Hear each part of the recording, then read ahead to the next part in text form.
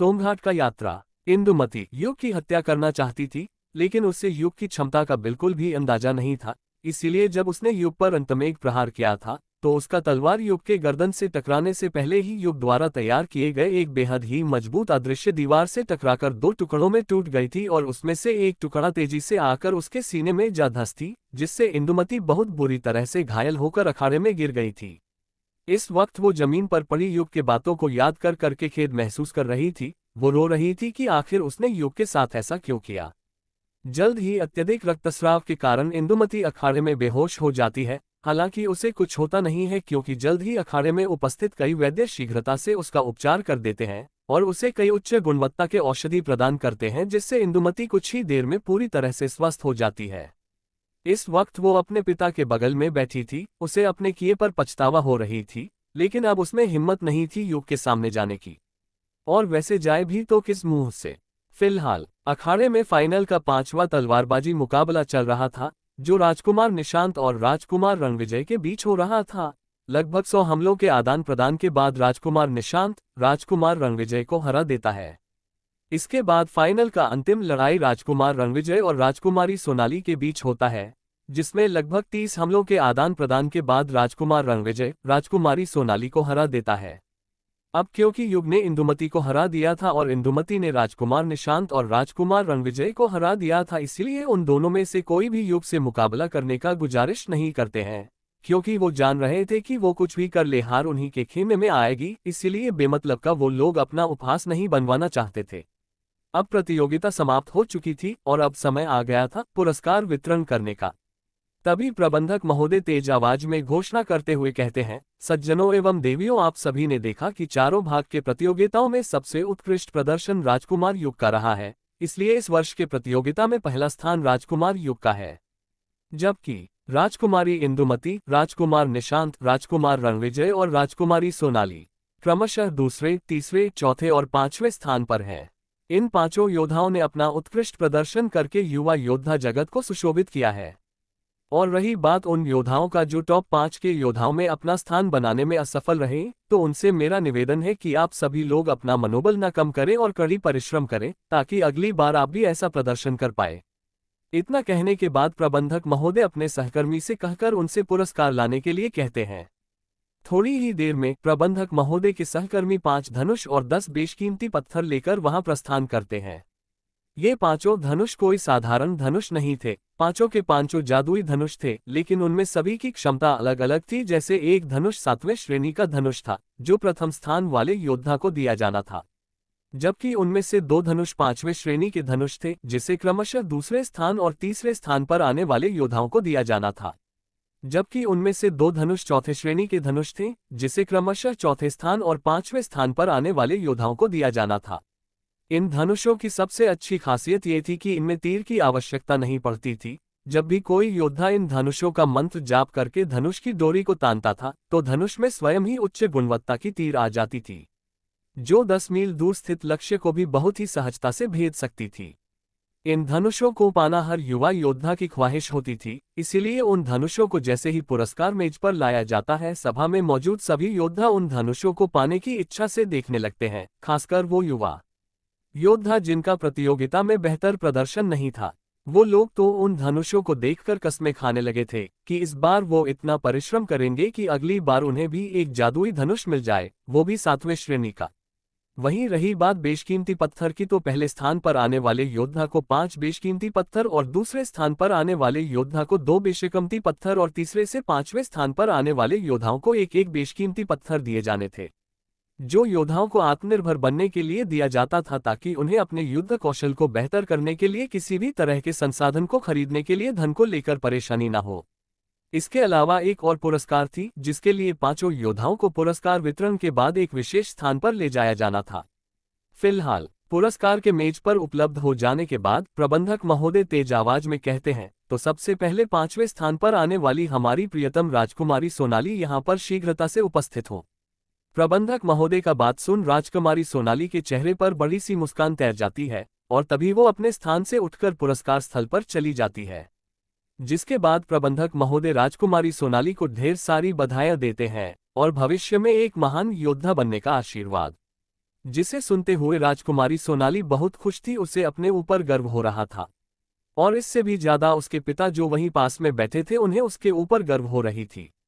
तभी प्रबंधक महोदय चौथे श्रेणी का एक धनुष और साथ में उसका जादुई पत्र जिस पर उस धनुष के इस्तेमाल करने के कई मंत्र लिखे हुए थे उसे पुरस्कार मेज से उठाते हैं और सोनाली के हाथ में सौंप देते हैं। उस धनुष को अपने हाथ में लेकर सोनाली को एहसास होता है कि उसके हाथ में कोई दिव्य अस्त्र मौजूद है। तभी सोनाली उस पत्र को खोलती है और उसमें लिखे सबसे ऊपरी मंत्र का जाप करने लगती है और तभी उसका जादुई धनुष सक्रिय हो जाता है, जिसके बाद वो उसके डोरी को थोड़ा सा पीछे खींच देती है और तभी उसमें एक तीर प्रकट हो जाता है जो सुनहरे रंग में चमक रहा था।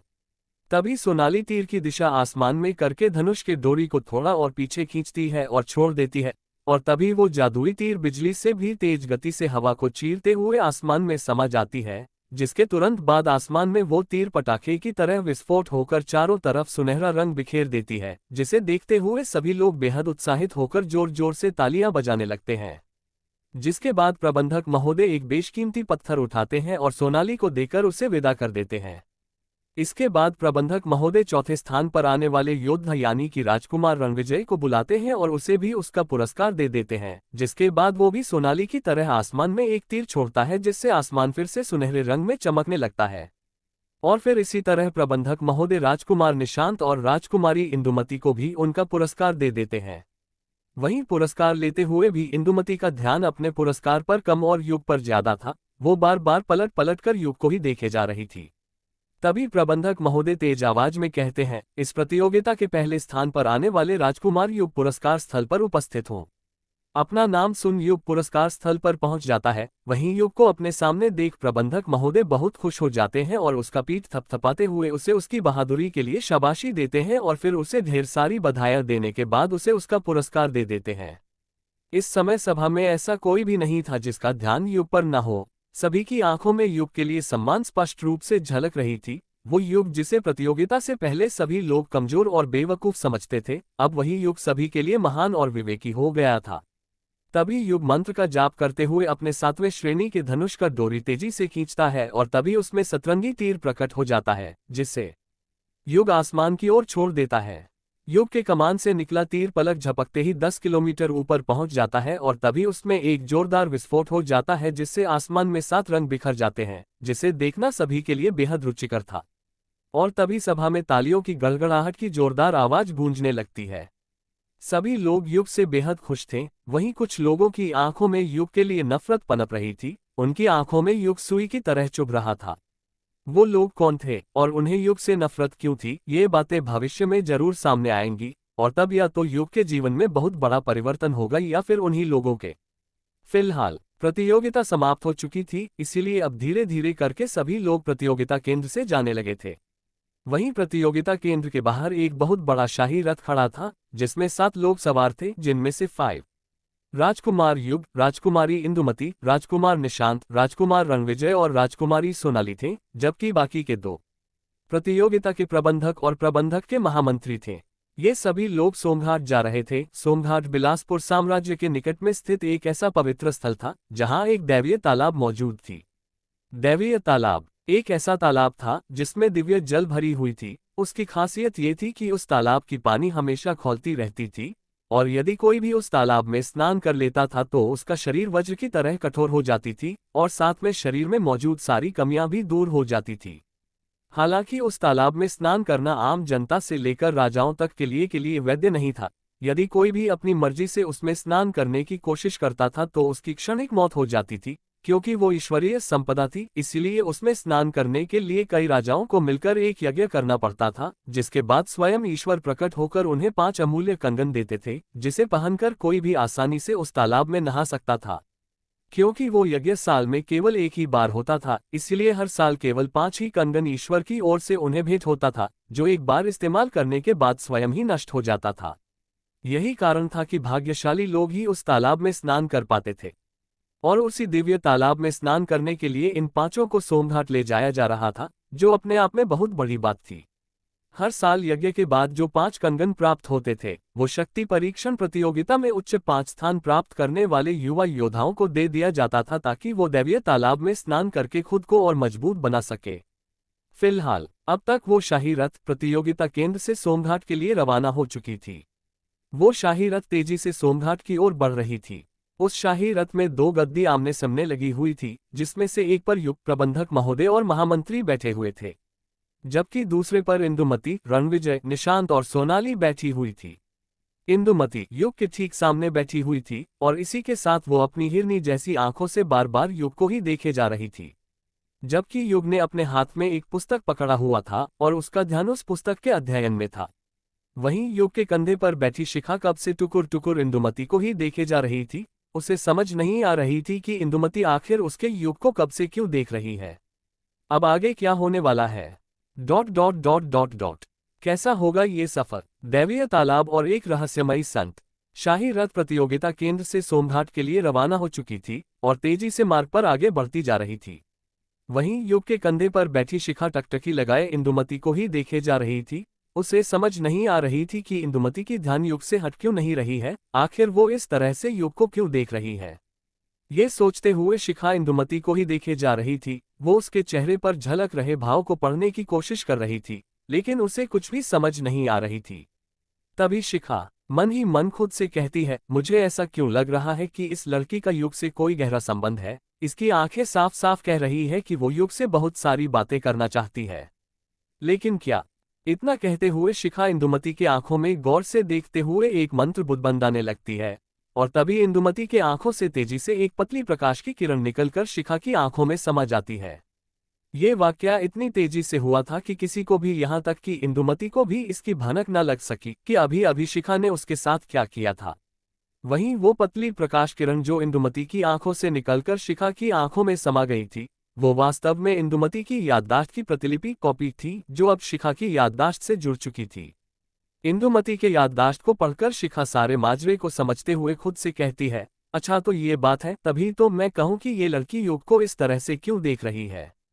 वैसे युग मेरा दक्षित है और इसे खोकर कोई ना पछतावे, ऐसा हो नहीं सकता। वैसे अब इस लड़की के पछताने से कोई फायदा नहीं है, क्योंकि मेरे दक्षित में एक खासियत है कि वो जिस पर भरोसा करता है वो उस पर जान से भी ज्यादा भरोसा करता है, लेकिन अगर उसे उसी से धोखा मिल जाता है तो वो उस पर अपने आखिरी सांस तक भरोसा नहीं करता है। फिलहाल शाही रथ तेजी से आगे बढ़ता जा रहा था। लगभग 6 घंटे बाद वो सोमघाट क्षेत्र में प्रवेश कर जाता है। जल्द ही शाही रथ एक विशालकाय पहाड़ के समीप आकर रुकती है। तभी सभी लोग रथ से उतरकर उस पहाड़ी के करीब जाने लगते हैं। दरअसल वो दैवीय तालाब इसी पहाड़ी के गर्भ में मौजूद थी, जहां तक पहुंचने के लिए एक लंबे सुरंग के माध्यम से होकर जाना पड़ता था, जो इस पहाड़ के गर्भ में एक बहुत बड़े देवी मां के मूर्ति के सामने समाप्त होती थी और उसी मूर्ति के पास वो दैवीय तालाब मौजूद थी। प्रबंधक महोदय और उनके महामंत्री आगे आगे बढ़े जा रहे थे, जिनका अनुसरण करते हुए वो पांचों लोग उनके पीछे पीछे जा रहे थे। जल्द ही वो सभी सुरंग में प्रवेश करके मां देवी के बड़े से मूर्ति के पास आ जाते हैं, जिसके बाद सभी लोग मां देवी का आशीर्वाद लेते हैं और फिर उस दैवीय तालाब की ओर बढ़ने लगते हैं। वहीं पास में एक संत तपस्या कर रहे थे। वो पूरी तरह से गहरी ध्यान में लीन थे। उनकी स्थिति को देखकर कोई भी कह सकता था कि वो सालों से उसी अवस्था में वहां पर बैठे तपस्या कर रहे थे। तभी सभी लोग उनके करीब जाकर झुककर उन्हें विनम्रता से प्रणाम करते हैं, जिसे सुनकर वो संत अपनी आंखें खोल देते हैं और कांपते हुए स्वर में कहते हैं, तथास्तु बच्चों।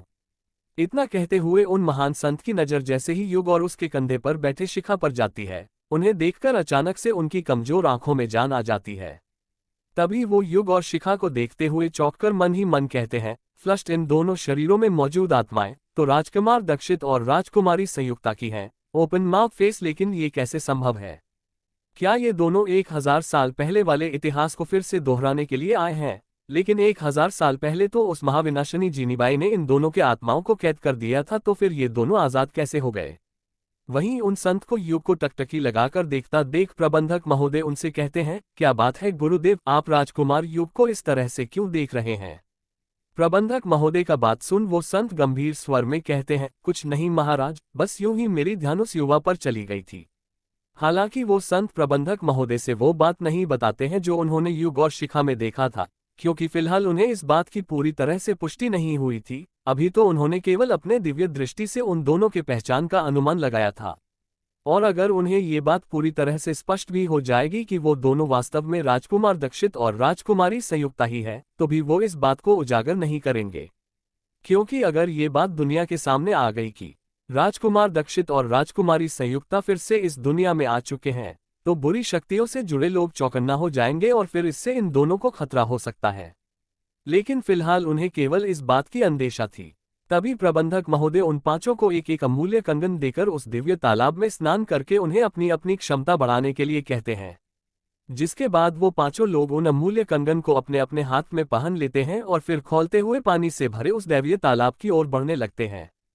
तभी प्रबंधक महोदय उन लोगों से कहते हैं, ध्यान रहे, एक ही बार में जितना हो सके तुम सभी उतना देर तक तालाब में रहकर अपनी क्षमता बढ़ाने की कोशिश करना, क्योंकि जैसे ही तुम लोग उसमें से बाहर निकलोगे तुम लोगों के पास मौजूद कंगन नष्ट हो जाएगी, जिसके बाद तुम लोग दोबारा तालाब में नहीं उतर पाओगे। इसलिए तुम लोगों को तालाब में स्नान करते वक्त जितनी भी पीड़ा हो उसे सहते हुए कोशिश करना कि ज्यादा से ज्यादा देर तक उसमें ठहर सको। इसी के साथ एक और बात ध्यान में रखना कि जब सब कुछ तुम लोगों के सहन से बाहर हो जाए तो ज्यादा जोखिम उठाने की कोशिश मत करना और तालाब से बाहर आ जाना, वरना ये दैवीय तालाब तुम लोगों के लिए जानलेवा साबित हो सकती है। प्रबंधक महोदय की बात सुन वो पांचों उनके बात को ध्यान में रखते हुए आगे बढ़ने लगते हैं और जैसे ही वो सभी तालाब के किनारे पहुंचते हैं सभी लोग एक दूसरे का चेहरा देखने लगते हैं कि तालाब में आगे कौन उतरेगा। क्योंकि तालाब का पानी पूरी तरह से खौल रहा था, इसीलिए सभी को उसमें उतरने में बहुत डर लग रही थी। तभी राजकुमार रणविजय तालाब में उतरने का फैसला करता है और जैसे ही वो तालाब के खौलते हुए पानी में अपना पांव रखता है उसे अपने पांव में इतनी तेज जलन होती है कि उसके मुंह से जोरदार चीख निकल जाती है। हालांकि वो तालाब से अपना कदम बाहर नहीं निकलता है, क्योंकि उसे प्रबंधक महोदय की बात पूरी तरह से याद थी। उसे इस समय अपने पैर में इतना तेज जलन हो रहा था कि उसे लग रहा था कि किसी ने उसके पैर को खौलते हुए तेल में तलने के लिए डाल दिया है। तभी निशांत, सोनाली और इंदुमती भी तालाब में उतर जाते हैं, जिससे उन्हें भी अपने अपने पैर में असहनीय पीड़ा होने लगती है। लेकिन वो लोग राजकुमार रणविजय की तरह चिल्लाने जैसी कोई भी हरकत नहीं करते हैं। वो तीनों अपने अपने पैर में हो रहे असहनीय जलन को सहते रहते हैं। वहीं युग अभी भी तालाब में नहीं उतरा था। वो तालाब के किनारे खड़ा तालाब में मौजूद पानी को गौर से देख रहा था। तभी युग तालाब को प्रणाम करता है और फिर उसमें उतर जाता है। युग जैसे ही तालाब में उतरता है उसे अपने पैरों में असहनीय पीड़ा होने लगती है, लेकिन युग उस असहनीय दर्द को नजरअंदाज करते हुए तालाब की गहराई में बढ़ने लगता है। जैसे जैसे युग का शरीर तालाब के पानी में डूबता जा रहा था उसका दर्द बढ़ता जा रहा था। उसका मन तो कर रहा था कि वो भागकर जल्दी से तालाब से बाहर निकल जाए, लेकिन वो जान रहा था कि क्षमता बढ़ाने का ऐसा सुनहरा मौका उसे जीवन में दोबारा कभी नहीं मिलेगा। इसलिए वो असहनीय जलन को सहते हुए तब तक आगे बढ़ता रहता है जब तक कि उसका पांव से लेकर सर पूरी तरह से तालाब के खौलते हुए पानी में डूब नहीं गया था। जैसे ही युग का पूरा शरीर तालाब के पानी में डूब जाता है वो वहीं पर ध्यान की मुद्रा में बैठकर तालाब के दिव्य जल से अपनी क्षमता बढ़ाने लगता है। वहीं जब सभी की नजर युग पर जाती है जो इस समय तालाब के तली पर बैठकर साधना कर रहा था, तो सभी लोग युग की क्षमता से बहुत ज्यादा हैरान हो जाते हैं। किसी को भी विश्वास नहीं हो रहा था कि युग खौलते हुए पानी में इतनी सहजता से साधना कर सकता है। वहीं वो चारों अपने अपने पैरों को तालाब के दिव्य जल में घुटने तक डुबाकर रुके हुए थे। उन लोगों की हिम्मत नहीं हो रही थी तालाब में इससे आगे बढ़ने की, क्योंकि उनसे अभी अपने अपने पैर का ही जलन नहीं सहा जा रहा था। लेकिन तभी वो चारों भी आगे बढ़ने लगते हैं, जिससे थोड़ी देर में वो चारों भी तालाब के गहराई में डूब जाते हैं। जिसके बाद वो चारों भी वहां पर साधना की मुद्रा में बैठकर असहनीय पीड़ा को झेलते हुए दिव्य जल की ऊर्जा अवशोषित करने लगते हैं।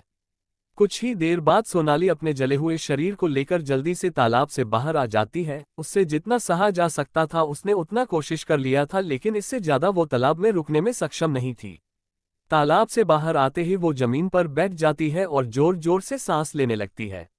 उसकी शरीर सर से लेकर पांव तक जलकर पूरी तरह से काली हो चुकी थी। अगर कोई भी इस वक्त उसे देखता तो वो उसके जले हुए सूरत को बिना किसी शक के देखकर डर जाता। तभी सोनाली देखती है कि उसकी जली हुई त्वचा उसके शरीर से अलग होकर जमीन पर गिरने लगी है और फिर उसके देखते ही देखते उसके शरीर से उसकी जली हुई पूरी त्वचा अलग हो जाती है, जिसके बाद फिर से उसका पूरा शरीर वैसा ही हो जाता है जैसा कि पहले था।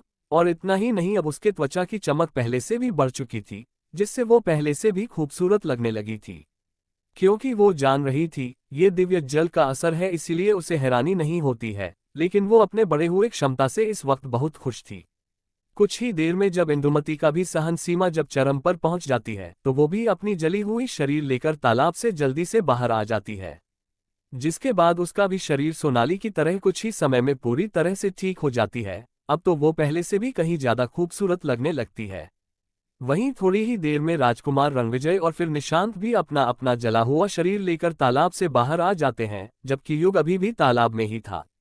थोड़ी ही देर में वो दोनों भी ठीक हो जाते हैं और अब सभी लोग युग के बाहर आने का इंतजार कर रहे थे। थोड़ी देर बाद युग अपनी जगह से उठता है और तालाब की सतह से अपना सर बाहर निकालकर जोर जोर से सांस लेने लगता है, जिसे देखते हुए सभी लोग सोचने लगते हैं कि अब युग तालाब से बाहर आ जाएगा। लेकिन सभी के सोच के विपरीत युग फिर से तालाब में डुबकी लगा देता है और साधना के मुद्रा में बैठकर साधना करने लगता है, जिसे देखते हुए सभी लोग अवाक रह जाते हैं। अब आगे क्या होने वाला है? डॉट डॉट डॉट डॉट आखिर कौन थे वो संत जिन्होंने युग और शिखा को देखते ही उन्हें पहचान गए थे?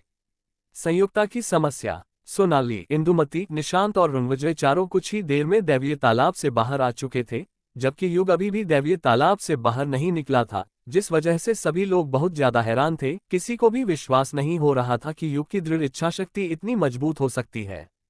इस तालाब के खौलते हुए पानी में कोई साधारण मनुष्य एक पल भी नहीं रह सकता था, क्योंकि इस तालाब का पानी इतना ज्यादा गर्म था कि उसके जलन को कोई भी साधारण मनुष्य झेल ही नहीं सकता था। उस पानी में पांव रखते ही ऐसा महसूस होता था मानो जैसे कि किसी ने पांव पर खौलता हुआ तेल डाल दिया हो। फिर भी युग इस असहनीय जलन को बहुत ही सहजता से सहन कर पा रहा था, जो किसी भी तरह से साधारण बात नहीं थी। हालांकि युग का शरीर अब तक उसी तरह से जल गया था जैसे खौलते हुए तेल में कोई मांस जल जाता है। हस्ट फेस। वहीं पास में खड़े प्रबंधक महोदय युग की दृढ़ इच्छाशक्ति को देखते हुए अपने महामंत्री से कहते हैं, वाकई राजकुमार युग बेहद ही प्रतिभाशाली योद्धा हैं। देखिए वो किस प्रकार अभी तक दिव्य जल की ऊर्जा को अवशोषित कर रहे हैं। प्रबंधक महोदय की बात सुन उनके महामंत्री कहते हैं, जरूर इस योद्धा को ईश्वर ने किसी खास मकसद से धरती पर भेजा होगा। ऐसे योद्धा हजारों सालों में एक दो बार ही देखे जाते हैं, जो अपनी क्षमता से पूरी दुनिया को बदलने में सक्षम होते हैं। वो लोग कितना भाग्यशाली होते हैं जिनके घर में इस तरह के संतान पैदा होते हैं। Smile with a hello. महामंत्री की बात सुन प्रबंधक महोदय लंबी सांस लेते हुए कहते हैं, काश मैं राजकुमार युग को अपना दामाद बना पाता तो मेरा जीवन धन्य हो जाता। प्रबंधक महोदय की बात सुन महामंत्री हैरानी में कहते हैं, ये आप क्या कह रहे हैं महाराज? महामंत्री की बात सुन प्रबंधक महोदय कहते हैं, मैं अपने सुप्रिया की राजकुमार युग से विवाह करने का सोच रहा था। अगर राजकुमार युग का मेरी पुत्री से विवाह हो गया तो उसका जीवन सफल हो जाएगा, और इसमें कोई शक नहीं है कि युग से विवाह के पश्चात वो भी युग की तरह महान योद्धा बन जाएगी। इसीलिए ये कहना गलत नहीं होगा कि जिस लड़की का युग से विवाह होगा वो सच में बहुत भाग्यशाली होगी। प्रबंधक महोदय की बात सुन महामंत्री हंसते हुए कहते हैं, महाराज फिर तो आपको जल्द से जल्द इस बारे में महाराज मौर्यवीर से बात कर लेना चाहिए, वरना क्या पता आपसे पहले ही कोई अपनी पुत्री के विवाह का प्रस्ताव लेकर उनके पास पहुंच जाए। महामंत्री की बात सुन प्रबंधक महोदय चिंतित होकर कहते हैं, महामंत्री जी, फिलहाल मैं भी इसी बारे में सोच रहा हूं। मैं सोच रहा हूं कि यहां से महल लौटने के बाद मैं सीधे सुप्रिया के विवाह का प्रस्ताव लेकर महाराज मौर्यवीर के पास जाऊंगा। प्रबंधक महोदय की बात सुन महामंत्री कहते हैं, आपने बिल्कुल सही फैसला लिया है महाराज, आपको इस काम में बिल्कुल भी देरी नहीं करना चाहिए। वहीं इधर वो चारों भी प्रबंधक महोदय और महामंत्री के बीच का बात सुन रहे थे, जिससे राजकुमार निशांत और राजकुमार रणविजय दोनों को युग के प्रतिभा से बहुत ईर्ष्या हो रही थी। उन दोनों के सामने ही प्रबंधक महोदय युग को महत्व दे रहे थे, जो उन्हें बिल्कुल भी रास नहीं आ रही थी। वहीं उन चारों में सबसे बुरा हाल इस समय इंदुमती का था। उसे इस समय ऐसा लग रहा था मानो जैसे कि उसने सब कुछ पाकर खो दिया हो, और वो भी अपनी बुद्धि की वजह से। वास्तव में लोग जिसे पाने की बात कर रहे थे वो उसी का तो था, लेकिन वो उसे समझ ना सकी, जिस वजह से उसने उसे खो दिया। इस बात से उसे इस समय इतना पछतावा हो रहा था कि उसका मन कर रहा था कि धरती फट जाए और वो इस तरह की बातें सुनने से पहले उसमें समा जाए। वहीं इधर युग अभी भी दिव्य जल का ऊर्जा अवशोषित करता जा रहा था। अब तक उसका शरीर अंदर से वज्र से भी ज्यादा कठोर हो गया था। अब उसकी क्षमता पहले से कई गुना बढ़ गई थी, लेकिन फिर भी वो अभी संतुष्ट नहीं था। देखते ही देखते 4 घंटे बीत जाते हैं और अभी तक युग तालाब से बाहर नहीं आया था। अब वहां की स्थिति ऐसी हो गई थी कि किसी को भी समझ नहीं आ रहा था कि युग और कितनी देर तक दिव्य जल का ऊर्जा खुद में अवशोषित करने वाला है। सालों के इतिहास में पहली बार किसी योद्धा ने लगातार 7 घंटे तक दिव्य जल के असहनीय जलन को सहते हुए उसके ऊर्जा को अवशोषित करता रहा था, और अभी भी स्पष्ट नहीं था कि वो और कितनी देर तक तालाब में रहने वाला है। आज तक बहुत से प्रतिभाशाली योद्धा इस दैवीय तालाब में स्नान करने आ चुके थे, लेकिन कोई भी ज्यादा से ज्यादा 1 घंटे तक ही इस तालाब में टिका रहता था, इससे ज्यादा कोई भी इसमें रह नहीं पाता था। हाँ, एक बार किसी योद्धा ने इस तालाब के पानी में लगातार 2 घंटे तक रहकर सभी को हैरान कर दिया था, और वो बात उस समय लोगों के लिए बहुत ज्यादा हैरानी की बात साबित हुई थी। हालांकि ये बात इतनी पुरानी थी कि कोई भी इस बात पर विश्वास नहीं करता था, सभी लोग इसे एक मनगढ़ंत कहानी समझते थे। लेकिन आज युग ने जिस तरह से इस तालाब में 7 घंटे बिता दिए थे, सभी लोग समझ गए थे कि वो कहावत कोई मनगढ़ंत कहानी नहीं थी बल्कि हकीकत थी। वहीं इधर वो संत भी युग की क्षमता से बहुत ज्यादा हैरान थे। वो भी अक्सर खुद को जीवित रखने के लिए इस दैवीय तालाब में स्नान करके इसके ऊर्जा को खुद में अवशोषित करते थे, लेकिन आज तक कभी भी वो इस तालाब में 4 घंटे से ज्यादा टिक नहीं पाए थे, जबकि उन्हें इस तालाब में स्नान करने का स्वयं ईश्वर की ओर से शक्ति प्राप्त थी। दरअसल ये संत यहाँ पर हजारों सालों से तपस्या कर रहे थे, इसीलिए उन्हें ईश्वर की ओर से एक ऐसा दिव्य कंगन प्राप्त था जो कभी नष्ट नहीं होती थी, इसीलिए ये संत अपनी इच्छा अनुसार इस तालाब में स्नान कर सकते थे। वो तो समझते थे कि इस दुनिया में केवल वही एक ऐसे असाधारण मनुष्य हैं जो लगातार 4 घंटे तक इस दिव्य तालाब में टिक सकते थे। लेकिन आज युग ने अपनी क्षमता का प्रदर्शन करके उनके दिमाग के इस गलतफहमी को दूर कर दिया। तभी वो हैरानी से मन ही मन कहते हैं, इस बात में कोई शक नहीं है कि उस योद्धा के शरीर में मौजूद आत्मा महान योद्धा राजकुमार दक्षित की है। वही एक ऐसे योद्धा है जो इस तरह का अविश्वसनीय प्रदर्शन कर सकते हैं। और फिर गंभीर होकर, लगता है आने वाले कुछ समय में इस दुनिया में बहुत बड़ा बदलाव होने वाला है, शायद फिर से काली शक्तियों का इस दुनिया से अंत हो जाएगा। लेकिन अगर इस बात की खबर उस जीनी बाई तक पहुंच गई तो शायद फिर से इन्हें खत्म कर दिया जाएगा, इसलिए मुझे इनकी मदद करनी चाहिए। तभी वो संत मंत्र का जाप करने लगते हैं, जिससे उनकी आंखों से अदृश्य दिव्य प्रकाश की 2 धारा निकलती है, जो सीधे शिखा और युग के शरीर से जाकर टकरा रही थी। कुछ ही देर में ये प्रक्रिया संपन्न हो जाती है। दरअसल वो संत युग और शिखा के आत्मा के चारों ओर अपारदर्शी कवच बना रहे थे, जिससे कोई भी चाहे वो कितना ही शक्तिशाली क्यों ना हो, वो इन दोनों का असलियत नहीं पहचान सकता था और न ही इनके आत्मा को कैद कर सकता है। और अब उन संत और स्वयं भगवान के सिवा इस अपारदर्शी कवच को कोई भी तोड़ नहीं सकता है। हालांकि इससे युग और शिखा के आत्मा पर किसी प्रकार का प्रभाव नहीं पड़ेगा, बस वो कवच हमेशा उनके साथ साथ रहेगा, जो उनके आत्मा को सुरक्षा प्रदान करता रहेगा। वहीं वो अपारदर्शी कवच जैसे ही शिखा के आत्मा को घेरता है, वो समझ जाती है कि वो संत उन दोनों की असलियत को पहचान चुके हैं।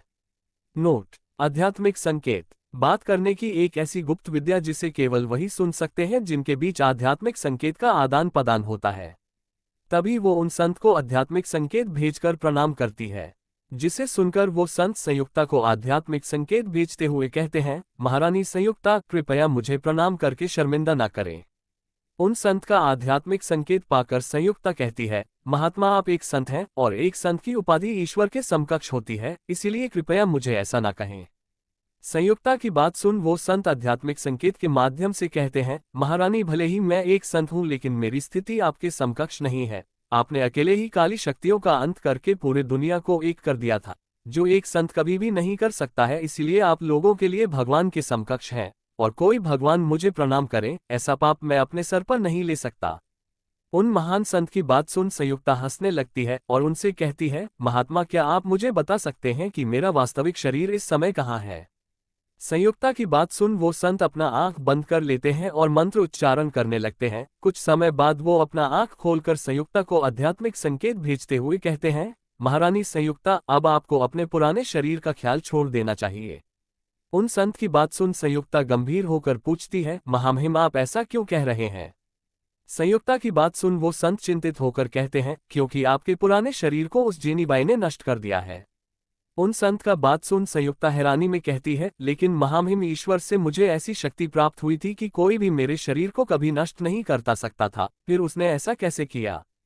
संयुक्ता का बात सुन वो संत कहते हैं, आपकी बात 100% सच है महारानी, लेकिन उस जीनीबाई ने सच में आपके शरीर को नष्ट कर दिया है, क्योंकि उसने 500 सालों वाले अद्विका साधना को सिद्ध कर लिया है और अब उसकी क्षमता ईश्वर के समकक्ष हो गई है। उन संत बात की सुन संयुक्ता बहुत ज्यादा हैरान हो जाती है और उन महान संत से कहती है, लेकिन महामहिम ये कैसे संभव है? इस साधना को कोई मनुष्य कैसे सिद्ध कर सकता है?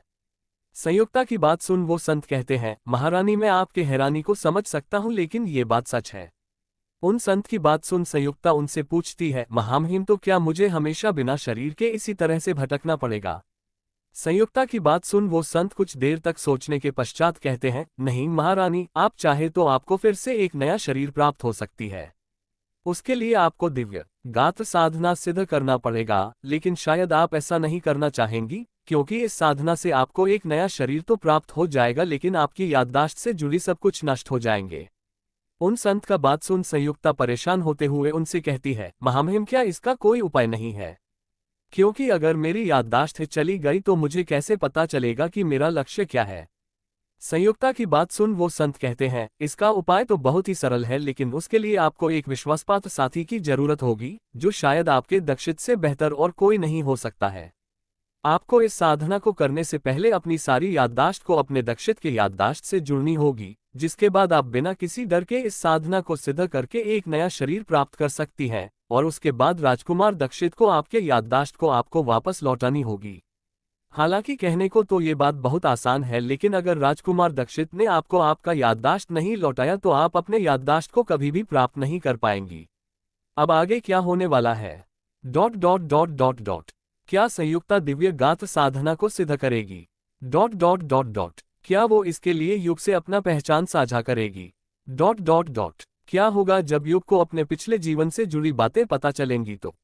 ऊर्जा की चरम सीमा। संयुक्ता जब उन संत से अपने वास्तविक शरीर की स्थिति पूछती है तो उसे पता चलता है कि जीनीबाई ने उसके अविनाशी शरीर को नष्ट कर दिया है, जिससे उसे बहुत हैरानी होती है। हस्ट फेस, क्योंकि उसे ईश्वर की ओर से एक ऐसा वर प्राप्त था जिससे उसके शरीर को कोई भी मनुष्य नष्ट नहीं कर सकता था। आखिर कौन थी ये जीनीबाई? ... उसने संयुक्ता का वास्तविक शरीर क्यों नष्ट कर दिया था? जीनीबाई नकारात्मक शक्तियों की महारानी थी। दुनिया में जितने भी नकारात्मक और बुरे लोग थे, सभी उसी का अनुसरण करते थे। 1000 साल पहले जब संयुक्ता और दक्षित ने दुनिया से नकारात्मक शक्तियों का नामो निशान मिटा दिया था, तो उसने अपनी नकारात्मक शक्तियों का प्रयोग करके पवित्र संयुक्त साम्राज्य का विनाश कर दिया था। उसी ने दक्षित और संयुक्ता का हत्या किया था। उसकी उम्र फिलहाल 1200 वर्ष की हो गई है, फिर भी वो अभी जवान दिखती है, क्योंकि हर वर्ष वो 100 लोगों की अपने इष्ट देव को बलि चढ़ाती है। उसकी शक्ति इतनी अधिक है कि दुनिया में मौजूद कोई भी मनुष्य उसके सामने खड़ा रहने में भी सक्षम नहीं है, क्योंकि हर वक्त उसके शरीर से जानलेवा आभा निकलती रहती है, जिसे कोई भी मनुष्य झेल नहीं सकता है। वो कहाँ रहती है, क्या करती है, इस बारे में किसी को कोई अता पता नहीं है। कहने को तो लोग कहते हैं कि वो मर चुकी है, लेकिन हकीकत तो ये है कि वो दुनिया के किसी कोने में छुपकर अपनी काली शक्तियों का विकास कर रही है। उसने दुनिया पर तो अपना कब्जा जमा ही लिया है, लेकिन उसका लक्ष्य क्या है ये कोई नहीं जानता है। भले ही वर्तमान समय में दुनिया में नकारात्मक शक्तियों का लोगों पर बहुत ज्यादा बुरा प्रभाव नहीं है, लेकिन कब और कैसे वो दुनिया के लिए एक मनहूस दिन बनकर आ जाएगी, इसका किसी को कोई अंदाजा नहीं है। लेकिन जब भी वो दुनिया के सामने आएगी, कोई भी उसका कुछ नहीं बिगाड़ पाएगा। और रही बात कि उसने संयुक्ता का वास्तविक शरीर क्यों नष्ट किया, तो इसके 2 वजह थे। पहला, वो नहीं चाहती थी कि किसी भी स्थिति में संयुक्ता फिर से जीवित हो जाए, क्योंकि संयुक्त उसका अंत करने में सक्षम थी।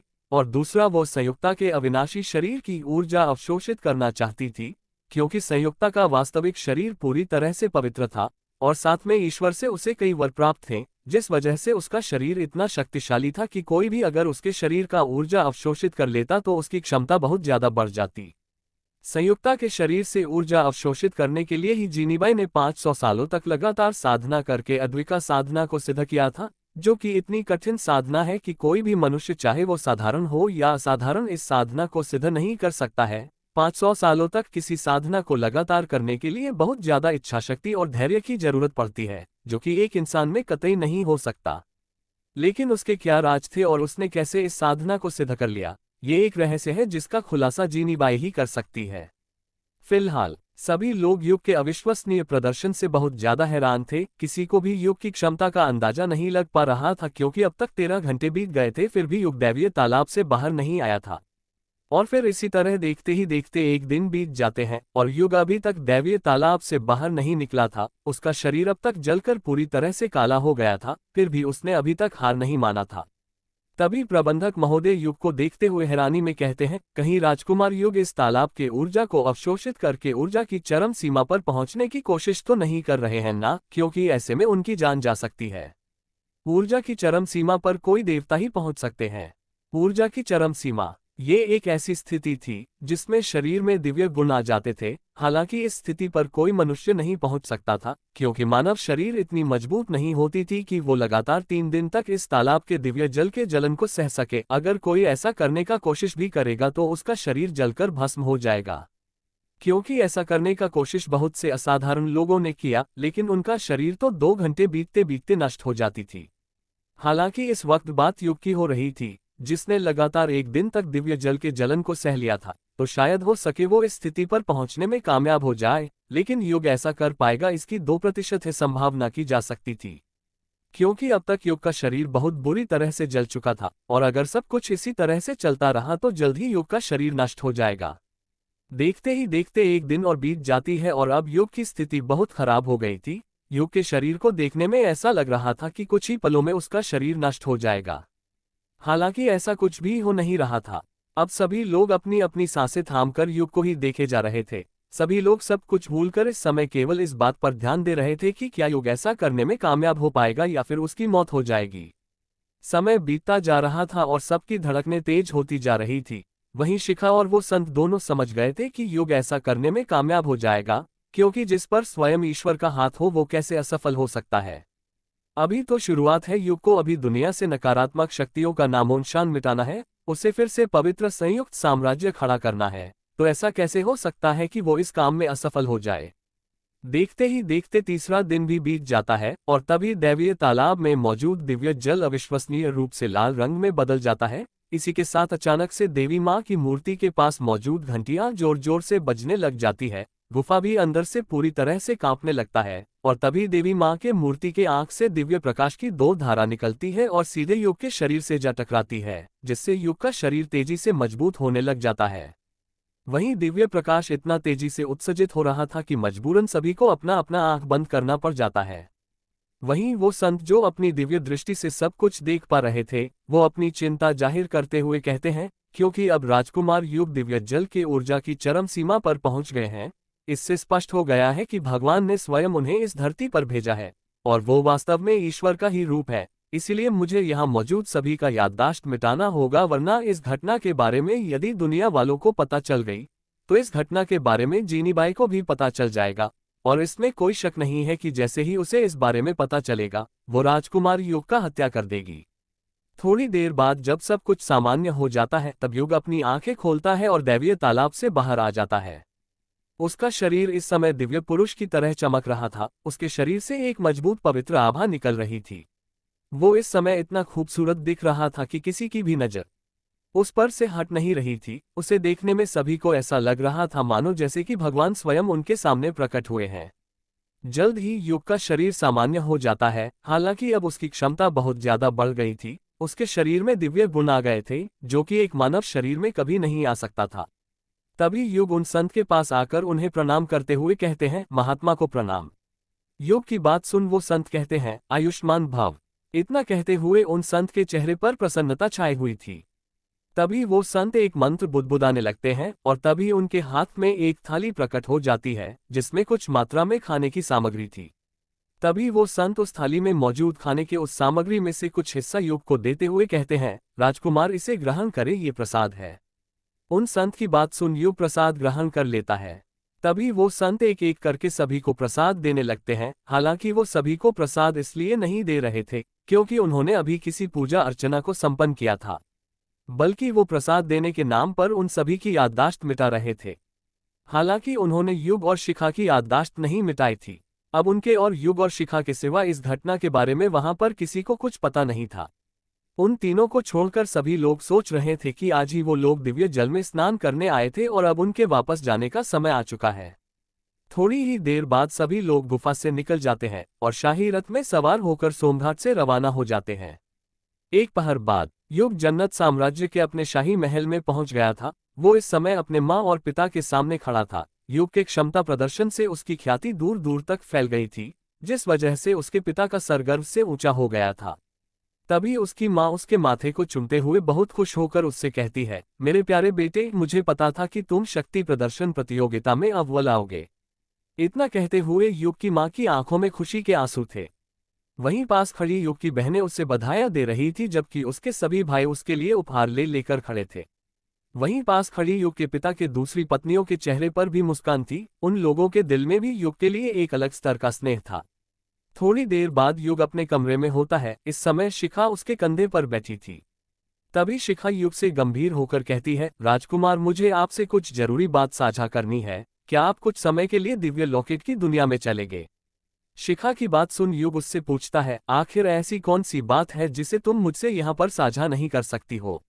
युग की बात सुन शिखा उससे कहती है, बात कुछ राज की है, इसलिए मैं आपसे इस बारे में यहाँ पर बात नहीं कर सकती, क्योंकि आपने इस कहावत को जरूर सुना होगा कि दीवारों के भी कान होते हैं। इसलिए मैं समझती हूँ कि राज की बातों को गुप्त स्थान पर ही एक दूसरे से साझा करनी चाहिए। शिखा की बात सुन युग उसके बात में हामी भरता है और तभी मंत्र बुदबुदाने लगता है, जिससे वो शिखा के साथ अपने दिव्य लॉकेट की दुनिया में पहुंचा जाता है। दिव्य लॉकेट की दुनिया में पहुंचकर उससे पूछता है, कहो क्या कहना चाहती थी तुम? युग की बात सुन शिखा युग से कहती है, राजकुमार, क्या आपको पता है कि आप कौन हैं और आपके इस दुनिया में आने का उद्देश्य क्या है? शिखा की बात सुन युग की भौहें सिकुड़ जाती है और तभी वो उससे पूछता है, तुम कहना क्या चाहती हो? क्या तुम्हारे बात का ये मतलब है कि मैं युग नहीं बल्कि कोई और हूं? हस्ट फेस हस्ट फेस हस्ट फेस। युग की बात सुन शिखा उससे कहती है, हाँ, अब आगे क्या होने वाला है? Dot dot dot dot. क्या होगा जब युग को अपना असलियत पता चलेगा?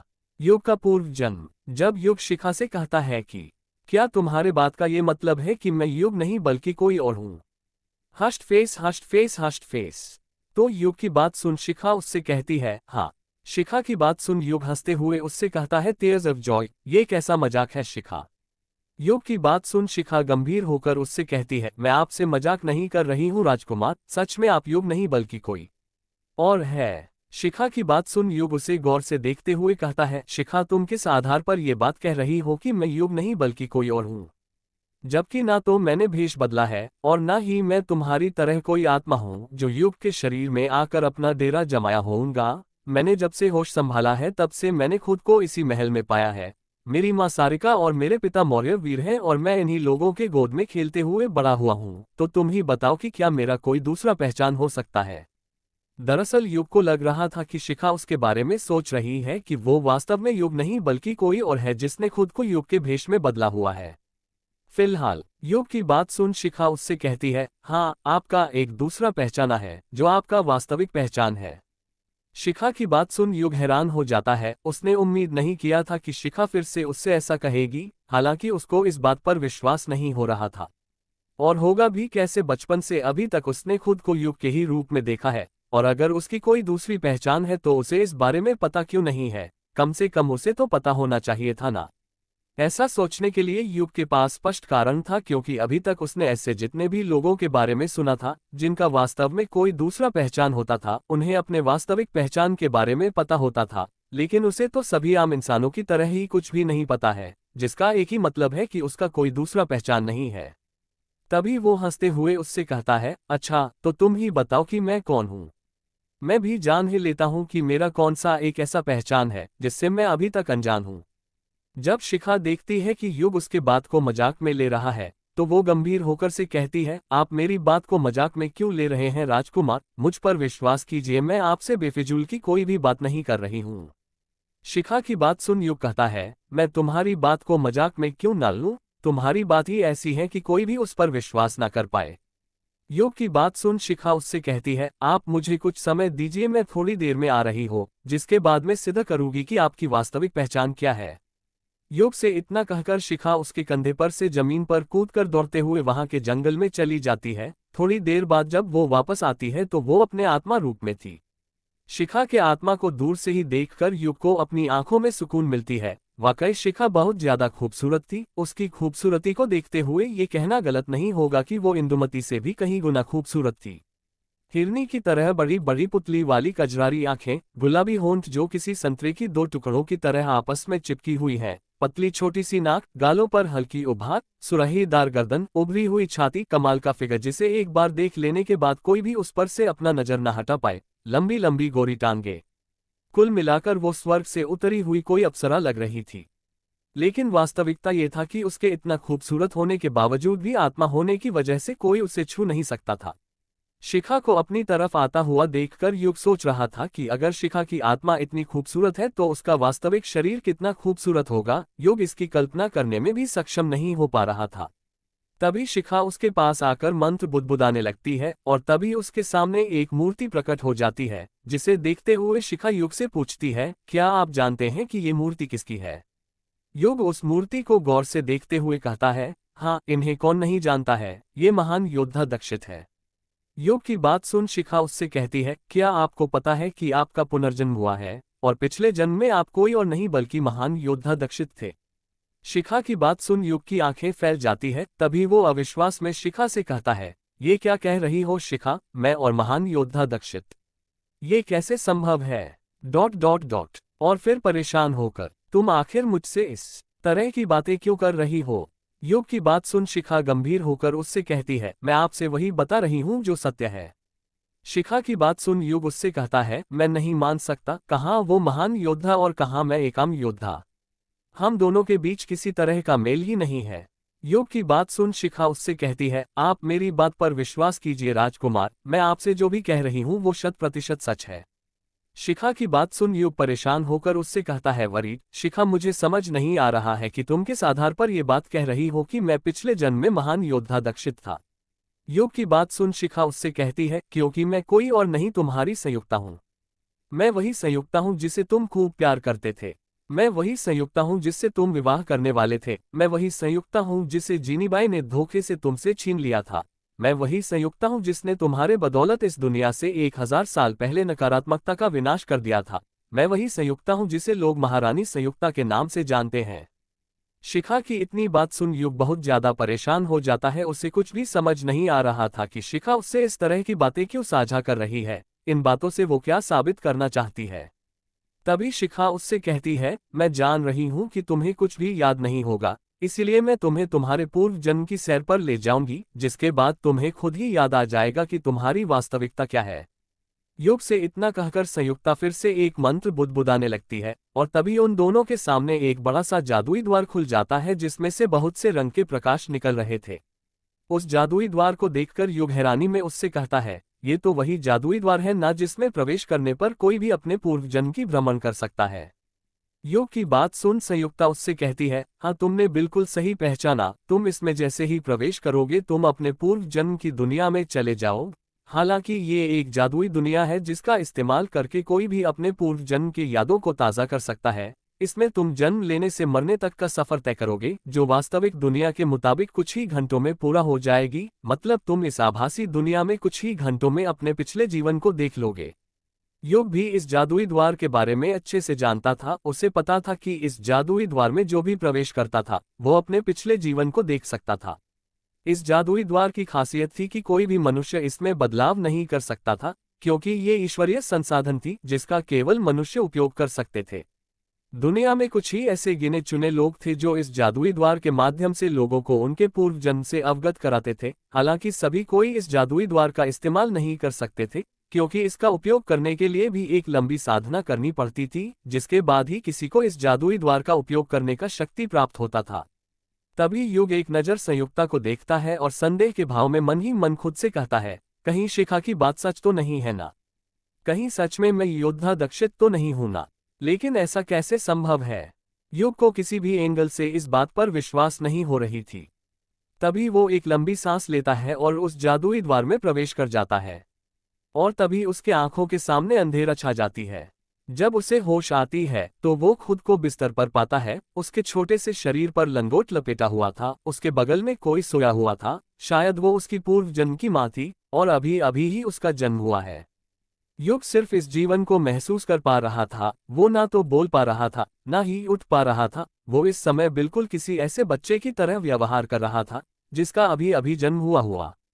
और फिर इसी तरह युग का ये आभासी जीवन बीतता रहता है। देखते ही देखते 2 साल बीत जाते हैं और अब वो इतना बड़ा हो गया था कि वो चल फिर सकता था, और इतना ही नहीं, वो लड़खड़ाते जुबान में कुछ शब्द भी बोल सकता था। बीते समय में उसे पता चलता है कि उसके माता पिता ने उसका नाम दक्षित रखा है और वो उसे बहुत स्नेह करते हैं। हालांकि अभी तक उसे पता नहीं चला है कि उसके पिता का नाम क्या है, लेकिन उसने अपने पिता के मुंह से अपने माँ का नाम सुन रखा है। उसकी माँ का नाम वसुंधरा था, जो बेहद खूबसूरत तो है ही, साथ में वो ममता से भरी एक अच्छी माँ भी है। लगभग 10 साल बीतने के बाद युग देखता है कि अब वो किशोरावस्था में आ चुका है। अभी तक उसने युद्ध कौशल के बहुत से विद्या सीख लिए हैं। युग ने इस जन्म में इतनी कम उम्र में जितनी युद्ध विद्याएं सीखी थी, उससे उसे बहुत हैरानी हो रही थी। वो इतनी कम उम्र में ही इतना उत्कृष्ट योद्धा बन गया था कि वो बड़े से बड़े सूरमा को धूल चटा देता था। हालांकि उसने ये सब अपने इस जन्म के पिता के बदौलत सीखा था। उसके पिता एक महान राजा हैं जिनका नाम अमरजीत है। वो कोई साधारण योद्धा नहीं है। उनकी महानता की ख्याति पूरे दुनिया भर में फैली हुई है। लगभग और 10 साल बीतने के बाद युग देखता है कि अब तक वो भी अपने पिता की तरह एक महान योद्धा बन चुका है। लोग उसे महान योद्धा दक्षित कहते हैं। अपने युवा अवस्था में ही उसने ऐसे ऐसे कारनामे कर दिखाए हैं जिसे दुनिया में कोई भी नहीं कर सकता था। उसकी इसी प्रतिभा की वजह से कुछ सालों बाद उसकी मुलाकात एक महान साम्राज्य की राजकुमारी संयुक्ता से होती है। युग देखता है कि राजकुमारी संयुक्ता बिल्कुल शिखा की तरह दिखती है, या फिर कहे तो वो दोनों एक ही है।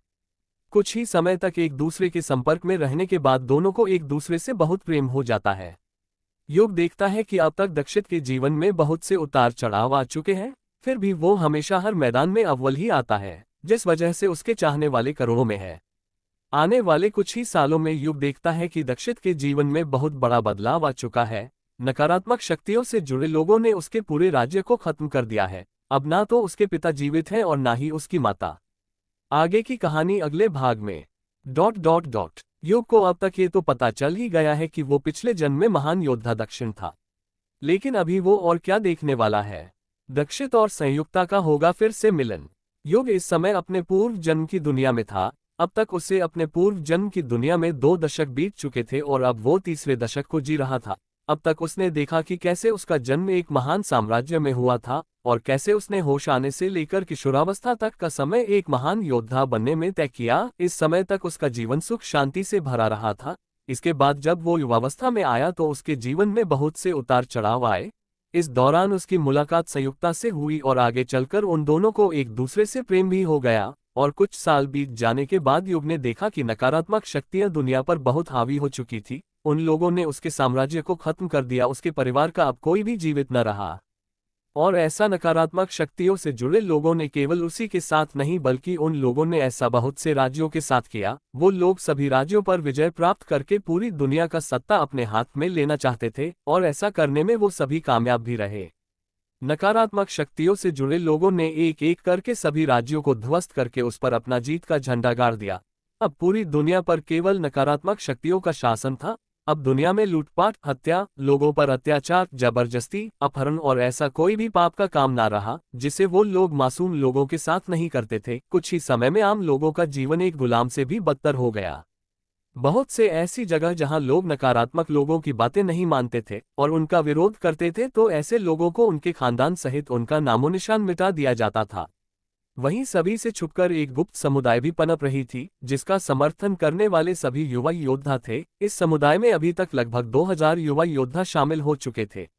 इस समुदाय का नाम विजय समुदाय था, जिसका मुख्य लक्ष्य था दुनिया से नकारात्मकता को खत्म करना। विजय समुदाय का नेतृत्व करता राजकुमारी संयुक्ता थी।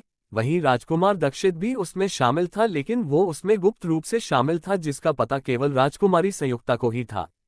दक्षित संयुक्ता का गुप्त प्रतिनिधि था, जो उसका मदद बहुत तरह से करता था, जैसे रणनीति बनाने में और जगह जगह की स्थिति बताने में कि इस समय कौन सी जगह पर लोगों की क्या स्थिति है, वहां पर नकारात्मक शक्तियों से जुड़े लोगों की क्या स्थिति है, जिससे संयुक्ता को बहुत मदद मिलती थी। इससे उसे पता चल जाता था कि उस फलाने जगह पर जीत हासिल करने के लिए उसे क्या क्या करना चाहिए।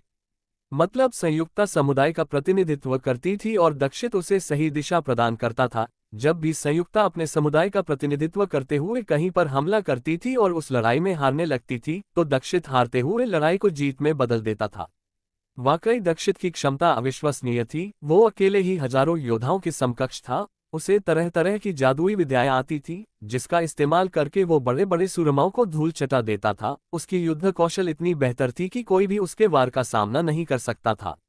यही कारण था कि विजय समुदाय जहां पर भी हमला करता था वहां पर जीत का झंडा गाड़ देता था। ऐसा कुछ समय तक चलता रहा। पहले तो विजय समुदाय छोटे छोटे राज्यों पर अपना जीत हासिल करने लगा था, जिससे जल्द ही विजय समुदाय दुनिया के सामने आ गई उसके बाद तो युवा योद्धाओं से लेकर बुजुर्गों ने भी इस समुदाय का खूब समर्थन किया। देखते ही देखते विजय समुदाय की स्थिति इतनी मजबूत हो गई कि अब वो बड़े बड़े राज्यों जो नकारात्मक शक्तियों के अधीन थी, उन पर हमला करके विजय समुदाय उन्हें अपने अधीन करने लगी। अब विजय समुदाय इतना बड़ा हो गया था कि उसमें 10 लाख युवा योद्धा शामिल हो चुके थे। लगातार जीत की वजह से सभी लोग विजय समुदाय के नेतृत्वकर्ता संयुक्ता को महारानी संयुक्ता कहने लगे। अब महारानी संयुक्ता जहां भी जाती थी, वहां से नकारात्मक समूह से जुड़े लोग भाग खड़े होते थे। देखते ही देखते एक समय दुनिया में ऐसी स्थिति आ गई जब दुनिया का कोई भी राज्य नकारात्मक शक्तियों के अधीन न रहा। विजय समुदाय के लोगों ने नकारात्मक शक्ति की महारानी जिमीबाई, जो कि जीनीबाई की मां थी, उसे भी खत्म कर दिया। हालांकि जिमीबाई की हत्या दक्षित ने गुप्त रूप से की थी, इसलिए हर कोई इस बात पर विश्वास नहीं करता था कि जिमीबाई की मौत हो चुकी है। हालांकि ये बात संयुक्ता जानती थी, इसीलिए धीरे धीरे करके लोगों के दिल से जिमीबाई का डर खत्म हो गया। जिमीबाई ही तो थी जिसकी वजह से दुनिया पर नकारात्मक शक्ति का राज चलने लगा था। लेकिन जैसे ही उसकी हत्या हुई थी, उसके बाद से नकारात्मक शक्तियों से जुड़े लोगों का विजय समुदाय ने जीना मुश्किल कर दिया। लगभग 95% नकारात्मक समूह से जुड़े लोगों को विजय समुदाय ने खत्म कर दिया और बाकी बचे लोग जिमीबाई की नेतृत्व में दुनिया के किसी कोने में जाकर छुप गए। अब दुनिया की सभी राज्य संयुक्ता के नियंत्रण में थी। उसने सभी राज्यों को मिलाकर एक महाराज्य की स्थापना की, जिसका नाम उसने रखा पवित्र संयुक्त साम्राज्य। हालांकि ये नाम दक्षित ने संयुक्ता को बताया था और दक्षित की सहमति पर ही उसने ये नाम रखा था। इस बड़े से क्रांति के बाद लोगों ने लगातार 10 दिन तक खुशी का उत्सव मनाया। वहीं संयुक्ता, जिसे सभी लोग महारानी संयुक्ता कहते थे, उसने दक्षित की सहायता से ऐसे ऐसे कानून और नियम बनाए जिससे दुनिया सुख शांति में जी सके। और हुआ भी वैसा ही। लगातार कुछ वर्षों तक पूरी दुनिया में शांति छाई रही। अब लोग सत्यवादी के राह पर चलने लगे थे। दुनिया बिल्कुल नाम की तरह पवित्र हो गई थी। वहीं दूसरी तरफ जिनीबाई अपने छोटे से बचे नकारात्मक लोगों के समूह को मजबूत बनाती रही। लंबे समय तक उसने केवल अपने समुदाय को शक्तिशाली बनाने पर कार्य किया। उसका एकमात्र लक्ष्य था संयुक्ता और दक्षित की हत्या करके दुनिया पर फिर से अपनी नकारात्मकता कायम करना। जिनीबाई की दृढ़ इच्छाशक्ति इतनी मजबूत थी कि उसने बहुत ही कम समय में ऐसे विद्या को सीख लिया जो महान योद्धा भी नहीं सीख पाते थे। कुछ वर्ष बाद जिनीबाई ने पवित्र संयुक्त साम्राज्य का तहकीकात करने के लिए अपना भेष बदलकर दुनिया में अपना कदम रखा। उसने कुछ ही समय में पवित्र संयुक्त साम्राज्य की पूरी व्यवस्था को समझ लिया, जिसके बाद उसने अपना षड्यंत्र रचना शुरू किया। पहले तो वो भेष बदलकर शाही महल में शामिल हुई। कुछ समय तक शाही महल में रहने के बाद उसे पता चला कि संयुक्ता और दक्षित एक दूसरे से बहुत प्रेम करते हैं और वो दोनों जल्द ही विवाह करने वाले हैं। ये बात जिनीबाई को बिल्कुल भी रास नहीं आई, क्योंकि कुछ समय तक शाही महल में रहने के बाद उसे दक्षित से प्रेम हो गया था। दक्षित स्वभाव से मिलनसार और दिल का साफ था। देखने में वो बहुत ज्यादा खूबसूरत था। उसका सुडौल शरीर हर किसी को आकर्षित करती थी। हजारों युवतियां उससे विवाह करने को तरसती थी, लेकिन उसने खुद को संयुक्ता के नाम कर दिया था। जिनीबाई उसे अपना बनाना चाहती थी। वो चाहती थी कि दक्षित उसके नकारात्मक समूह का राजा बन जाए, जिसके बाद वो दोनों लोगों पर राज करेंगे। लेकिन उसने पाया कि वो तब तक दक्षित को अपना नहीं बना सकती है जब तक संयुक्ता जीवित है। इसीलिए वो संयुक्ता को मारना चाहती थी। लेकिन संयुक्ता को मारना उतना आसान नहीं था, क्योंकि उसे कई ऐसे ईश्वरीय शक्ति प्राप्त थे जो उसे बिल्कुल अमर बनाती थी। हालांकि वो हार मानने वालों में से नहीं थी। उसने दक्षित को पाने के लिए षड्यंत्र रचना शुरू किया। कुछ समय बाद एक दिन पूरे पवित्र संयुक्त साम्राज्य में बहुत बड़ा पूजा का समारोह था। उस दिन जिनीबाई ने अपने योजना के तहत पवित्र संयुक्त साम्राज्य पर हमला कर दिया। बहुत से मासूम यूं ही मारे गए। संयुक्ता और दक्षित का बनाया हुआ राज्य फिर से ध्वस्त हो गया। जिनीबाई ने बहुत कोशिश किया, लेकिन वो संयुक्ता को मारने में कामयाब नहीं हो पाए। लेकिन उसने अपनी नकारात्मक शक्तियों के प्रयोग से संयुक्ता को अपने कैद में ले लिया। इसके बाद जिनीबाई ने खुद को संयुक्ता के भेष में बदला और दक्षित को अपना बनाने का कोशिश करने लगी। वो अब उठ-सुतकर एक ही सपना देखती थी कि दक्षित पूरे साम्राज्य का राजा हो और वो उसकी रानी हो, जिसके बाद पूरी दुनिया पर केवल उन्हीं दोनों का राज होगा। हालांकि जिनीबाई नकारात्मक योद्धा थी, इसलिए जल्द ही दक्षित को ये बात पता चल जाती है कि जो संयुक्ता उसके साथ है वो वास्तव में उसकी संयुक्ता नहीं है, बल्कि कोई और है। इस बात से दक्षित को जिनीबाई पर बहुत ज्यादा क्रोध आता है। पहले तो वो उससे अपनी संयुक्ता की मांग करता है, जिसके जवाब में जिनीबाई उससे कहती है कि उसने संयुक्ता का हत्या कर दिया है। जीनीबाई की बात से दक्षित के अंदर गुस्से की ज्वाला फूट जाती है, जिसके बाद वो अकेले ही दुनिया से 50% से भी अधिक नकारात्मक लोगों की हत्या कर देता है। हालांकि जल्द ही जब उसे पता चलता है कि जीनीबाई ने उसके संयुक्ता को सच में मार दिया है, तो वो पूरी तरह से अंदर ही अंदर टूट जाता है। उसके माता पिता, भाई बहन सब कोई पहले ही मर चुके थे, अब केवल संयुक्ता ही ऐसी थी जिसके लिए दक्षित जीता था। उसने उसके लिए बहुत से ख्वाब पाल रखे थे, लेकिन जीनीबाई ने उसके संयुक्ता को उससे छीन लिया। संयुक्ता उसकी जान थी, उसके बगैर वो नहीं जी सकता था। जीनीबाई इस दौरान दक्षित को अपना बनाने की बहुत कोशिश की। इसके लिए उसने उसे संयुक्ता के मरे हुए शव को भी दिखाया, जिसके बाद उसने उससे कहा कि वो संयुक्ता को भूल जाए और उसे अपना ले। वो उसे हर वो खुशी देगी जो उसे संयुक्ता दे सकती थी। लेकिन दक्षित तो तभी मर चुका था जब उसे पता चला कि उसकी संयुक्ता मर चुकी है। उसने तो उसी समय अपने जीवन से सब कुछ निकाल दिया था। ना अब उसे सुख चाहिए था और ना ही उसे दुख चाहिए था। उसे कुछ नहीं चाहिए था, वो सिर्फ संयुक्ता के पास जाना चाहता था। जीनीबाई ने लाख कोशिश किया, लेकिन वो दक्षित को अपना नहीं बना सके। इसके बाद दक्षित रहस्यमयी तरीके से दुनिया से गायब हो गया। हालांकि दक्षित अभी भी मरा नहीं था। वो दुनिया के ऐसे कोने में आ गया था जहां पर ना तो कोई इंसान था और ना ही कोई जीव जंतु। वो वहां पर आकर कोई शक्तिशाली साधना करने लगा। ये साधना वो पुनर्जन्म के लिए कर रहा था, ताकि वो अपने अगले जन्म में संयुक्ता से मिल सके। उसे संयुक्ता से बहुत ज्यादा स्नेह था। वो लगातार 100 वर्षों तक तपस्या करता रहा, जिसके बाद वो इस साधना को करने में सफल रहा। साधना के सफल होते ही भगवान ने उसे वर दिया कि अगले जन्म में उसका और संयुक्ता का मिलन अवश्य होगा। जिसके बाद दक्षित ने अपने जीवन को त्याग दिया। वहीं दूसरी तरफ जीनीबाई ने बीते 100 सालों में दुनिया पर अपना शासन किया, जिसके बाद वो दुनिया को त्याग कर एकांत में चली गई। हालांकि इससे पहले उसने दुनिया में फिर से कई छोटे छोटे राज्य कायम किए, और इसी के साथ उसने नकारात्मकता और सकारात्मकता दोनों का समन्वय स्थापित किया, ताकि ना तो दुनिया में ज्यादा नकारात्मकता रहे और ना ही ज्यादा सकारात्मकता रहे। और तब से वैसा ही चलता रहा। उसने ऐसा क्यों किया, ये तो रहस्य की बात है। वरना उसकी माँ जीनीबाई ने दुनिया पर केवल नकारात्मकता का विकास किया था, वो तो सकारात्मकता का पूरी तरह से विनाश कर देना चाहती थी। फिलहाल जैसे ही इस दुनिया में दक्षित का जीवन समाप्त होता है, वो जादुई दुनिया से बाहर आ जाता है। उसे अपने पिछले जीवन से जुड़ी सब कुछ याद आ गई थी। उसकी आंखों में संयुक्ता के लिए आंसू थे। उसकी नज़र जैसे ही संयुक्ता पर पड़ी, वो उसे देखकर किसी बच्चे की तरह बिलख बिलख कर रोने लगा। अब आगे क्या होने वाला है? डॉट डॉट डॉट डॉट क्या इस जीवन में दक्षित और संयुक्त एक हो पाएंगे? चूहों का बादशाह युग अपने पूर्व जन्म का यात्रा समाप्त करके वापस से अपने दिव्य लॉकेट की दुनिया में आ चुका था। उसे अपने पिछले जीवन से जुड़ी सब कुछ याद आ चुकी थी। इस समय उसके आंखों में संयुक्ता के लिए आंसू थे। उसने जब संयुक्ता को देखा तो वो खुद को रोने से रोक नहीं पाया। वहीं युग को देखकर संयुक्ता भी खुद को रोने से रोक नहीं पाए। वो जोर जोर से रोने लगी। बिना अपने दक्षित के उसने 1000 साल कैसे बिताया? उसने अपने दक्षित से इतना लंबा वियोग को कैसे सहा? ये वो शब्दों में बयां नहीं कर सकती थी। युग संयुक्ता को गले से लगाना चाहता था, लेकिन संयुक्ता एक आत्मा थी, इसीलिए वो उसे छू नहीं सकता था। जिस वजह से इतने करीब होते हुए भी उन्हें लग रहा था कि वो दोनों अभी एक दूसरे से बहुत दूर है। अपने अपने आंखों में आंसू लिए एक दूसरे को देखते हुए वो दोनों कुछ देर तक यूं ही रोते रहते हैं। कुछ देर बाद युग अपने आंसुओं को पोंछते हुए डबडबाए आंखों से संयुक्ता से कहता है, संयुक्ता कहाँ चली गई थी तुम? क्या तुम्हें पता है कि तुम्हारे चले जाने के बाद मैंने किस तरह से 100 साल बिताए थे? एक एक पल जीना मुश्किल हो गया था मेरा। हालांकि दक्षित ये बात जान रहा था कि संयुक्त को जीनीबाई ने मार दिया था, फिर भी उसका दिल उससे ये बात पूछने से खुद को रोक नहीं पाता है। युग की बात सुन संयुक्ता रोते हुए कहती है, मेरे दक्षित चुप हो जाओ, अब मैं आ चुकी हूँ, अब हमें कोई जुदा नहीं कर सकता। अब हम फिर से पवित्र संयुक्त साम्राज्य का स्थापना करेंगे। संयुक्ता की बात सुन दक्षित कहता है, हाँ संयुक्ता, अब फिर से होगा नकारात्मक शक्तियों का नाश, अब जीनीबाई को मरना होगा।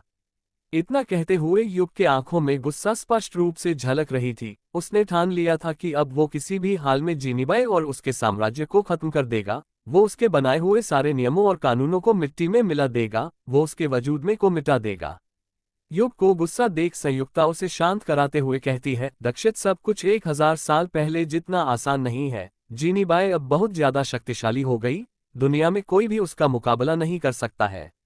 इसीलिए जीनीबाई के वजूद को मिटाने के लिए हम दोनों को बहुत ज्यादा परिश्रम करना होगा, बहुत ज्यादा अभ्यास करना होगा। संयुक्ता की बात सुन युग उससे कहता है, संयुक्ता, जीनीबाई भले ही कितनी भी शक्तिशाली क्यों ना हो, उसे मरना होगा और ये समय जल्द ही आएगा। इतना कहते कहते युग शांत हो जाता है। तभी वो संयुक्ता से पूछता है, संयुक्ता तुम्हारा वास्तविक शरीर इस समय कहाँ है?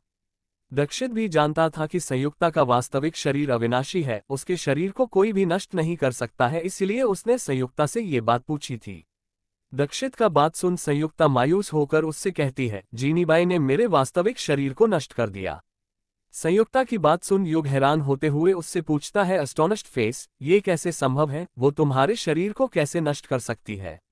युग को हैरान होता देख संयुक्ता उससे कहती है, दक्षित मैं तुम्हारे हैरानी को समझ सकती हूँ, लेकिन मैंने अभी तुमसे जो कहा वो सत्य है। संयुक्ता की बात सुन युग हैरानी से पूछता है, लेकिन कैसे? वो ऐसा कैसे कर सकती है? युग की बात सुन संयुक्ता उससे कहती है, क्योंकि उसने अद्वैता साधना को सिद्ध कर लिया है। संयुक्ता की बात सुन हैरानी में युग के मुंह से निकल जाता है, क्या जेनीबाई ने अद्वैता साधना को सिद्ध कर लिया? युग को हैरान देख संयुक्त उससे कहती है, हाँ दक्षित, अब वो बहुत ज्यादा शक्तिशाली हो गई है, उससे लड़ना भगवान से लड़ने जय।